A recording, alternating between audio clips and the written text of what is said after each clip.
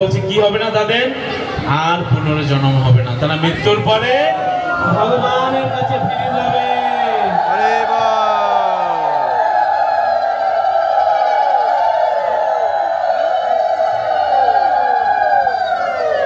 তো আসলে আপনারা যারা আসছেন অনেক সৌভাগ্যবান ভাগ্যবতী, কেন এই সময়টা আপনি ঘরে বসে থাকতেন, সেই ঘরে বসে সেখানে আনন্দ নেই। যখন সমগোষ্ঠী সবাই মিলে সমষ্টিগতভাবে আমরা একটা উৎসব আয়োজন করব, সেটার ভিতরে একটা আনন্দ আছে। আসলে কলিযুগের উদ্দেশ্য হচ্ছে হরিনাম সংকীর্তন যজ্ঞ করা, অন্য কোনো যজ্ঞ আর নেই। তো এখানে এত সুন্দর হরিনাম কীর্তন যজ্ঞ হচ্ছিলেন, তো মনে হচ্ছে একবারে গোলক বৃন্দাবনে আমরা আছি। এত সুন্দর সুর তাল, গোলক বৃন্দাবনে এরকম সুর তাল দিয়ে সুন্দর মধুর হরিনাম কীর্তন হচ্ছে। তো এই কলিযুগে শুধু আমাদের একটাই উদ্দেশ্য হরিনাম। তো এর জন্য আমরা এই ভাগবত কথা, কৃষ্ণ কথা, গীতা পাঠ, বিভিন্ন আলোচনা কেন করা হয়? যাতে এই হরিনাম আমরা আরো পুষ্টি সাধন করতে পারি, এই হরিনামের প্রতি আমাদের আরো অগধ ভক্তি জন্মায়, আমরা আরো শুদ্ধভাবে এই হরে কৃষ্ণ মহামন্ত্র জপ করতে পারি। হরে কৃষ্ণ কৃষ্ণ কৃষ্ণ হরে হরে, হরে রাম রাম রাম হরে হরে। জয় শিল প্রভুপাদ কি।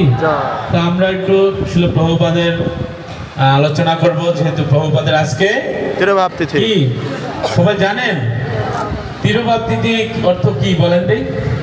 মাদাজি বলেন দেই, পূর্ণিমার মা। হ্যাঁ হ্যাঁ দেহ রাখছে। তিরোভাব বলতে যে উনি এই জগতে নেই, নিত্য লীলায় প্রবেশ, ভগবানের যে লীলা হচ্ছেন সে কোন লীলায় গিয়ে উনি অংশগ্রহণ করছেন।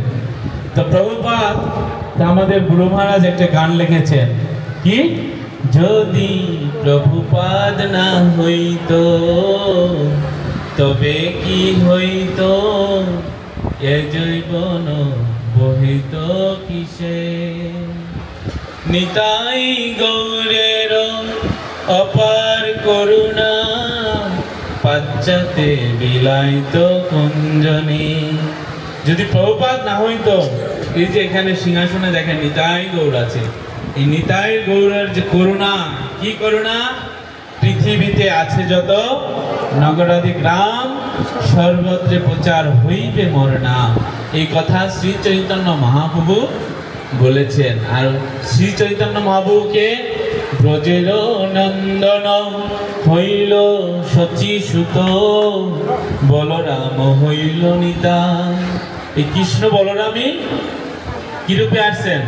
নিতাই গৌর রূপে এসে শিক্ষা দিয়েছেন, শিখাইছেন, নৃত্য করেছেন, মালা জপ করেছেন, বৈষ্ণব ধর্ম শিখাইছেন যে এইভাবে তোমরা করে আমার কাছে ফিরে আসো। তো এই কৃষ্ণ দ্বাপর যুগে আবির্ভূত হয়েছেন, যে হয়ে কি করেছেন? কুরুক্ষেত্রের যুদ্ধে এই গীতার জ্ঞান দান করেছেন, গীতা শাস্ত্র আমাদেরকে দান করেছেন। কেন দান করেছেন? না, এই গীতা পড়ে আমরা জানবো যে আমাদের ভগবান কৃষ্ণ কি বলছে।